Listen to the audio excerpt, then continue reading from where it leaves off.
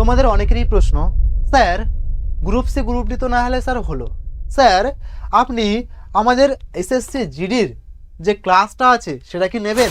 Sir SSC জিডির class যে English section আছে সেখানে স্যার তো প্রায় 40 মার্কসের আপনার ইংলিশ আছে, তাহলে কি স্যার সেখানে আমরা কিভাবে চড়াই উতরাইভাবে বা কীভাবে আমরা উতরে যাব বা এই জায়গা থেকে কীভাবে বেরিয়ে আসবো বা কি করে আমরা 40-এ 40 পেতে পারি?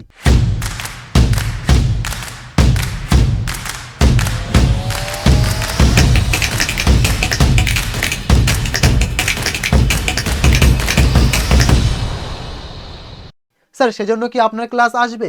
এরকম নিয়ে তোমরা প্রায়শই আমার WBSSC গ্রুপ সি এর লাইভ ক্লাসে কমেন্টস করেছো। তো hello my dear students, welcome to BSSCI competitive YouTube চ্যানেলে তোমাদের সকলকে স্বাগত। আর আজ চলে এসেছি আমি ঠিক তোমাদের মনের চিন্তা ভাবনাগুলোকে নিয়ে আলোচনা করার জন্য। অর্থাৎ আজকের ভিডিওটা তোমার দেখার পরে এসএসসি জিডির ইংলিশ সেকশানে এমনভাবে তোমার পিপিটি বা স্লাইড তোমাকে আমি রেডি করেছি, এখানে তুমি দেখে নিলে তোমার অন্য কোথাও গিয়ে আর ইংলিশ রিলেটেড এই টপিকের ওপরে অর্থাৎ এসএসসি জিডির ওপরে সার্চ করতে হবে না।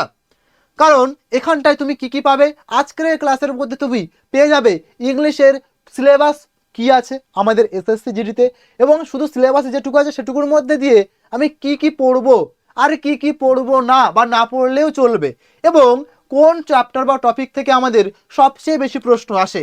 তুমি এটাও জাজ করতে পারবে বিগত 5 বছরের ট্রেন্ড কি এবং কোন চ্যাপ্টার থেকে বেশি প্রশ্ন এসেছে। তুমি কিন্তু সমস্ত কিছু জানতে পারবে আজকের এই ভিডিওতে। তো চলো, ওয়েলকাম টু মাই সেশন। সবাই আশা করছি খুব ভালো আছো। আমাদের সেশনটা আমরা শুরু করছি আজকের এখান থেকেই, যেখানে কিনা আমরা আলোচনা করব সম্পূর্ণরূপে এসএসসি জিডিকে নিয়ে 25 এবং 26-এর। এবং সেইখানটায় দাঁড়িয়ে তুমি দেখতেই পাচ্ছ স্লাইডের মধ্যে যে 40 আউট অফ 40 কিভাবে তুমি তুলবে সেই সব নিয়ে কিন্তু আলোচনা হবে। এবং তার মধ্যে আমাদের এই যে ব্যাচ বা তার নাম দেওয়া হয়েছে রামবান, তুমি কিন্তু অলরেডি বুঝতেই পারছো ব্যাপারটা কি, এবং স্ট্র্যাটেজি নিয়ে সম্পূর্ণরূপে আলোচনা করতে চলেছি, সেটা এসএসসি জিডির 25 এবং 26-এর। দেখো, তো বেসিক্যালি একটা কথা বলে রাখি, প্রত্যেকটা তোমার যেমন আমাদের WBSSC বলো বা পিএসসি বলো, প্রত্যেকটা সেক্টর যেমন, ঠিক এসএসসি জিডি সেটা আমাদের সেন্ট্রাল লেভেলের একটা কিন্তু পরীক্ষা। যেহেতু সেন্ট্রাল লেভেলের পরীক্ষা, এখানের সিলেবাসের প্যাটার্ন বা ধরনটাও কিন্তু একই রকম বলতে পারো, কিন্তু একটু আলাদা। এবং সেখানে কি করতে হবে আমরা কিন্তু সবাই এটা নিয়ে অবশ্যই বলতে পারো অবগত নয়। এবং সেজন্যই তোমাদের যেটা এসএসসি জিডি থেকে সিলেবাস হিসেবে বলা হয়েছে, এসএসসি জিডির থেকে সিলেবাস হিসেবে যেটা বলা হয়েছে, সেখানে কিন্তু শুধু বলা আছে candidates ability to understand basic English, their basic comprehension will be tested. তার মানে এখানটায় বেসিক ইংলিশ বলেছে শুধুমাত্র, আর বলেছে কি বেসিক কম্প্রিহেনশন টেস্ট করার কথা। এবারে তুমি আমাকে বলো, এটুকুর মধ্য দিয়ে যখনই তুমি সিলেবাসটাকে দেখবে, তোমার সামনে এত বড় একটা জিজ্ঞাসা চিহ্ন কিন্তু হাজির হয়ে যাবে। স্যার কেন? তার কারণ আমি স্যার বেসিক ইংলিশ বলতে আমি কি জিনিস পড়বো? তার মানে কি আমার সব কিছুই পড়তে হবে, নাকি স্যার এইগুলো বাদ দিলেও চলবে? আবার বেসিক কম্প্রিহেনশন মানে স্যার কি বলছে, শুধু কি কম্প্রিহেনশন বা প্যাসেজ কম্প্রিহেনশনটা করে চলে যাব, নাকি আমরা আরও কিছু করতে হবে? তো সে নিয়ে ডিটেলসে তুমি দেখো, পরবর্তী স্লাইড তোমার ডাউট ক্লিয়ার করতে চলেছে। এইটা হচ্ছে বেসিক ইংলিশের মধ্যে তুমি যদি বলো যে চ্যাপ্টারগুলো থেকে প্রায়শই এসএসসি জিডিতে প্রশ্ন না এসে পারে না, যে চ্যাপ্টারগুলোতে এসএসসি জিডি থেকে প্রশ্ন না এসে পারে না, সেই চ্যাপ্টার বা টপিকগুলো আজকে তোমার সামনে। ঠিক আছে, ইংলিশ টপিক বা চ্যাপ্টার তুমি দেখতেই পাচ্ছ, যেখানে প্রথম যেটা আছে সেটা হচ্ছে আমাদের এরর স্পটিং বা এরর কারেকশন। এসএসসি বা সেন্ট্রাল লেভেলের তুমি যে কোনো পরীক্ষা দাও না কেন, এরর কারেকশন বা ডিটেকশন তোমার কিন্তু পরীক্ষাতে থাকবে। তো সেরকমই এরর স্পটিং বা কারেকশন সেটা আমাদের কিন্তু থাকছে এই টপিকের মধ্যে, অর্থাৎ ইংলিশ টপিকের মধ্যে। পরবর্তী কি থাকছে? ক্লোজ টেস্ট থাকছে, পরবর্তীতে থাকছে ক্লোজ টেস্ট। এবং তার পরবর্তীতে দেখতে পাচ্ছ ফিল ইন দ্য ব্ল্যাঙ্কস, যেখানে কিনা গ্রামার এবং ভোকাবুলারি, গ্রামার এবং ভোক্যাবস তোমাকে কিন্তু জানতে হবে ফিল ইন দ্য ব্ল্যাঙ্কসের জন্য। কি বললাম বোঝা গেল? বাকি থাকছে কি সিনোনিমস, থাকছে কি অ্যান্টোনিমস। সিনো অ্যান্টো কিন্তু এখানেও পড়তে হবে, তোমরা জানো কতটা গুরুত্বপূর্ণ সেটুকু জানবে।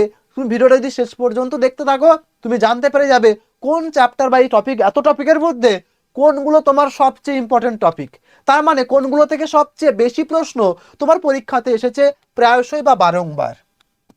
পরবর্তী দেখো ইডিয়াম অ্যান্ড ফ্রেজেস, তারপরে দেখো ওয়ান ওয়ার্ড সাবস্টিটিউশন, তাই না, স্পেলিং মিস স্পেলড ওয়ার্ড মানে স্পেলিং কারেকশন তোমরা যেটাকে বলো, সেন্টেন্স ইমপ্রুভমেন্ট আছে, বুঝতেই পারছো, রিডিং কম্প্রিহেনশন আছে, এই কম্প্রিহেনশনটা শুধুমাত্র মেনশন করেছিল সিলেবাসে, ঠিক আছে, আর বেসিক গ্রামার বলেছিল, কতগুলো টপিক আশা করছি তুমি দেখতে পেয়েছো, ভোকাবুলারি, ঠিক আছে, মিসলেনিয়াস, ভোকাবুলারি মিসলেনিয়াস মানে ভোকাবুলারির সাথে ইত্যাদি ইত্যাদি এরকম টাইপের আরও সব কিছু বা অন্য কিছু।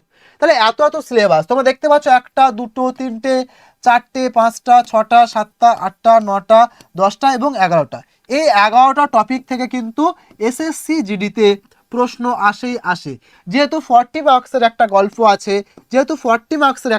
আছে, তোমাদের কোশ্চেন থাকছে তো 20 এবং সবগুলো 2 নম্বর করে। খেলা কিন্তু এইখানে বাবু, ইংলিশে কিন্তু সবাই ভয় পায়, ইংলিশের এই ভয়কে আমি বলছি তোমাকে করে দেবো জয়, ঠিক আছে, তার জন্যই তোমাদের সাথে আছি আমি, আর আছে বিএসএসসিআই, তাই না? তো সেই জন্য এই ভয়কে জয় করার জন্য তোমাকে কিন্তু রেগুলার বেসে ক্লাসগুলোকে ফলো করতে হবে। তো এবারে চলো দেখে নেওয়া যাক আমাদের ইংলিশের টপিক ওয়াইজ ওয়েটেজ, অর্থাৎ কোন টপিক থেকে কেমন ওয়েটেজ আমরা দেখতে পাবো, বা কোন জায়গা থেকে আমাদের কত নাম্বারের প্রশ্ন বা কটা প্রশ্ন আসে। দেখো এগুলো জানা কিন্তু খুব জরুরি, না হলে কিন্তু তুমি বুঝতে পারবে না। ধরো আমি প্রথম থেকে একটা বই কিনে সব ঝড়ের বেগে পড়েই গেলাম, কিচ্ছু হবে না। এখন হার্ড ওয়ার্কের সাথে সাথে স্মার্ট ওয়ার্ক না করলে চাকরি কিন্তু তুমি ছিনিয়ে নিতে পারবে না, কারণ কম্পিটিশন কিন্তু খুব হাই। তাই জন্য বলছি এই ভিডিওটা তোমাকে শেষ অবধি দেখতে থাকো, খুব হেল্পফুল হবে ভিডিওটা, এটুকু আমি আশা করি। ইংলিশ টপিক দেখো যা যা এতক্ষণ ধরে বললাম সবগুলো এই পাশে আছে, এবং প্রত্যেকটা থেকে কতটা করে প্রশ্ন এসেছিল, কটা করে প্রশ্ন এসেছিল সেগুলো তুমি রাইট সাইডে দেখতে পাবে। এরর স্পটিং বা এরর কারেকশন থেকে চ্যাপ্টার ওয়াইজ দেখতে গেলে প্রিভিয়াস ইয়ারে 3 থেকে 5টা কিন্তু প্রশ্ন এসেছে। ক্লোজ টেস্টের দিকে দেখতে গেলে 5 থেকে 7টা কিন্তু প্রশ্ন আসে। ফিল ইন দ্য ব্ল্যাঙ্কস, এখানে গ্রামার এবং vocabulary based fill in the blank, সেখান থেকে কিন্তু 2 থেকে 4টে কিন্তু প্রশ্ন কিন্তু প্রায়শই আসতে দেখা গিয়েছে, অর্থাৎ প্রিভিয়াস ইয়ার বেসে। সিনোনেম অ্যান্টোনিম সেগুলো কিন্তু 1 থেকে 2টো করে প্রশ্ন, সিনোনেম এবং অ্যান্টোনিম দুটোই কিন্তু 1 থেকে 2টো করে প্রশ্ন আসে বা আসতে দেখা গিয়েছে। ইডিয়াম অ্যান্ড ফ্রেজেস থেকে দেখো 1 থেকে 2টো প্রশ্ন আসার চান্স, এবং ওয়ার্ড অফ সাবস্টিটিউশন থেকে 1 থেকে 2টো প্রশ্ন আসার চান্স, মিস স্পেল বা স্পেলিং কারেকশন থেকে 1 থেকে 2টো প্রশ্ন, সেন্টেন্স ইমপ্রুভমেন্ট থেকে 1 থেকে 2টো প্রশ্ন, রিডিং কম্প্রিহেনশন, এটা বলে রাখি রিডিং কম্প্রিহেনশনটা ওকেশনাল বলে এখানে কিন্তু লেখা আছে, এটা কিন্তু কখনো কখনো দেয় কখনো কখনো দেয় না। তবে হ্যাঁ, যেহেতু এখানে কম্প্রিহেনশন বলেছে, বেসিক কম্প্রিহেনশন, তাই এই জায়গাটা কিন্তু একটুখানি আমাদের কিন্তু দেখতে হবে, ওকে, দেখতে হবে। তাই মোরলেস এখান থেকে তুমি আপাতত ধরে রাখো 1 থেকে 2টো, এবং কম্প্রিহেনশন যেহেতু দেয়, প্যাসেজ যদি তুলে দেয় সেখান থেকে কিন্তু 5টা প্রশ্নও থাকতে পারে, তাই সেই জায়গাটা কিন্তু মাথায় রেখে আমাদের এখানটায় এগোতে হবে।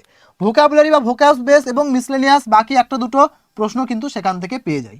তাহলে আমি আশা করছি বুঝতে পারলাম সবচেয়ে কোন প্রশ্নটার উপরে গুরুত্ব দেওয়া জরুরি, এবং সেদিক দিয়ে দেখতে গেলে ক্লোজ টেস্টটা তো আমাদের থাকছেই, এবং স্পটিং দ্য এরর বা এরর কারেকশন তোমরা তো এটা সবাই জানো। তাহলে এই টপিক ওয়াইজ প্রিভিয়াস ইয়ারের ওয়েটেজ আমরা কিন্তু দেখলাম, প্রিভিয়াস ইয়ারে এই টপিকগুলো থেকে এই কটা করে প্রশ্ন এসেছিল। স্যার এটুকু দেখে আমি কি জাজ করতে পারবো? জাস্ট একটা পিওয়াইকিউ বা প্রিভিয়াস ইয়ার দেখে স্যার আমি কিভাবে জাজ করব যে স্যার এইগুলো এরকমভাবে পড়লেই হয়ে যাবে? তোমার জন্য বলেছি না আমি আছি, তাই বাবু চিন্তার কোনো কারণ নেই। দেখো এখানটা শুধু একটা পিওয়াইকিউ বা একটা প্রিভিয়াস ইয়ার নয়, 21 থেকে 25, ঠিক আছে, টানা 5 বছরের ট্রেন্ডকে ফলো করে তোমার জন্য আমি নিয়ে এসেছি টপিক ওয়াইজ ওয়েটেজ। এবার তুমি নিজেই জাজ করতে পারবে যে কোন সালে কোন সেকশন বা সেগমেন্ট থেকে কত নম্বরের প্রশ্ন এসেছিল, যেটা কিনা তোমরা দেখলে নিজেরা জাজ করতে পারবে এই টপিকগুলো আমার পড়তেই হবে, এবং সেটা ভালোভাবে পড়তে হবে। কি বললাম বোঝা গেল? তেমন প্রথম টপিক হচ্ছে ক্লোজ টেস্ট নিয়ে তুমি দেখো 5টা প্রশ্ন এসেছে কবে? আমাদের 2021 সালে। 6টা প্রশ্ন আসতে দেখা গিয়েছে কবে? 22 সালে। 5টা প্রশ্ন আবার এসেছে কবে? 23 সালে। 6টা প্রশ্ন এসেছে কবে? 24 সালে। এবং 25 সালে যেটা আমাদের, সেটা হলো আগে, তো সেটা হচ্ছে আমাদের 7টা প্রশ্ন, এরকম একটা মোটামুটি বলা হচ্ছে। এরর স্পটিং বা কারেকশন, অর্থাৎ এরর কারেকশন থেকে ভালো করে খেয়াল করবে, টপিক ওয়াইজ ওয়েটেজটা একটু ভালো করে খেয়াল করবে, পার ইয়ারে ঠিক আছে। এরর স্পটিং বা কারেকশন, সেখানে দেখো 21 সালে কটা, 4টে এসেছিল, 22 সালে কটা, 3টে এসেছিল, 2টো এসেছিল 23 সালে, 24 সালে কিন্তু একটা এসেছিল। অর্থাৎ আমরা যেটা ট্রেন্ড হিসেবে দেখতে পাচ্ছি, এরর কারেকশন বা স্পটিংটা কিন্তু আস্তে আস্তে দেখো কিন্তু কমে যাচ্ছে, কমে যাচ্ছে, কমে যাচ্ছে। তাহলে কত হতে পারে? একটা, একটা, একটা। কি বললাম, বোঝা গেল? কিন্তু এই দিকটায় দেখো ক্লোজ টেস্টটা কিন্তু সেদিকে বাড়তেই আছে। ফিল ইন দ্য ব্ল্যাঙ্কস, সেখানে দেখো 2টো করে প্রশ্ন কমন, তুমি দেখো থাকবেই থাকবে, থাকবেই থাকবে। এইখানটায় একবারে 2023 সালে 3টে প্রশ্ন এসে গেছিল। ক্লিয়ার? সিনোনিম অ্যান্ড অ্যান্টোনিমস, 4টে প্রশ্ন এসেছে। দেখো ভালো করে খেয়াল করবে, বিগত কিন্তু 5 বছরের ট্রেন্ড বলছি। ঠিক আছে, একটু আগে যেটা আলোচনা করলাম চ্যাপ্টার ওয়াইজ ওয়েটেজ, মানে কোন চ্যাপ্টার থেকে কতটা করে প্রশ্ন আসতে পারে, এরকম ভাবে কিন্তু আলোচনা করেছিলাম। এবার এখানে বলছে সিনোনিম অ্যান্টোনিম থেকে কটা, 4টে করে প্রশ্ন। তার মানে কি, ওই যে ওখানে বলেছিলাম 1 থেকে 2টো করে, তাহলে 2টো 2টো করে 4টে, কখনো 2টো 3টে, 3টে 2টো, এরকম ভাবে আছে। তাহলে এখানে দেখতে পাচ্ছ 4টে এসেছিল 21 সালে, 22-এও 4টে, 23-এও 4টে, 24-এ 5টা, তাহলে 25 তুমি এবারে বুঝতেই পারছো, তাই না, যে কোনটাকে কতটা গুরুত্ব দিতে হবে। ইডিয়াম অ্যান্ড ফ্রেজেস, দেখতে পাচ্ছ একটা প্রশ্ন প্রায়শই কমন, একটা প্রশ্ন এসেইছে 23 সালে গিয়ে একটুখানি 2টো প্রশ্ন দিয়েছিল। তো মানে এখান থেকে আমার একটা প্রশ্ন তুমি ধরতেই পারো। ওকে, ওয়ান ওয়ার্ড সাবস্টিটিউশন, একটা প্রশ্ন দেখো সব একটা একটা করে দেখো প্রত্যেকটাতে কিন্তু এসেছে, একটা একটা করে দেখো প্রত্যেকটাতে কিন্তু এসেছে। ক্লিয়ার? স্পেলিং বা মিস স্পেলড, এটাও দেখো একটা করে প্রত্যেকটাতে এসেছে, একটা করে প্রত্যেকটাতে এসেছে, তাই কিনা বলো? তারপরে দেখো সেন্টেন্স ইমপ্রুভমেন্ট, এখানে একটা, একটা, একটা, একটা, একটা, তাহলে প্রত্যেকটা ইয়ারে একটা করে কিন্তু দেখা গিয়েছে। তার মানে বুঝতেই পারছো একটা করে হলেও দেবে, কিন্তু দেবে। ওকে, রিডিং কম্প্রিহেনশন, এটা তোমাদের সিলেবাসে কিন্তু মেনশন করা আছে। তাই এইখানটায় যে একটা করে এসেছিল তোমার 21 সালে, 22 সালে, 23 সালে, কিন্তু 24 সালে দেখেছো 2টো এসেছে, দেখেছো 2টো এসেছে। 25 সালে গিয়ে এবার তাও তোমরা বুঝতেই পারছো আস্তে আস্তে কিন্তু এটার সংখ্যা বাড়তে চলেছে। তার মানে আমাকে কিন্তু এখান থেকে আমি একটা জিনিস তোমাদের বুঝতে পারলাম, তুমি ভালো করে খেয়াল করো। তুমি বললে স্যার আপনি কি ঠিক বলছেন, দেখো তো ভালো করে, 5 আর 4 9 আর 2 11, আর এখানে তোমার 4 15 16 17 18 19 20, দেখো তো 20টা প্রশ্ন। তুমি এখানে দেখো সেইভাবে যোগ করে দেখো 20টা প্রশ্ন, এখানেও 20টা প্রশ্ন, 20টা প্রশ্ন, 20টা প্রশ্ন। তাহলে প্রত্যেকটা ইয়ারে তুমি যখন দেখবে ঠিক এরকম ভাবে কিন্তু ট্রেনটাকে তোমার ফলো করে করে আসছে। তাই এই ট্রেনটাকে তুমি আশা করছি ফলো করবে, এই ট্রেনটাকে আশা করছি ফলো করবে। এবং সবচেয়ে ওয়েটেজের দিক থেকে গেলে ক্লোজ টেস্টটাকে তোমাকে কিন্তু ভালো করে করতে হচ্ছে।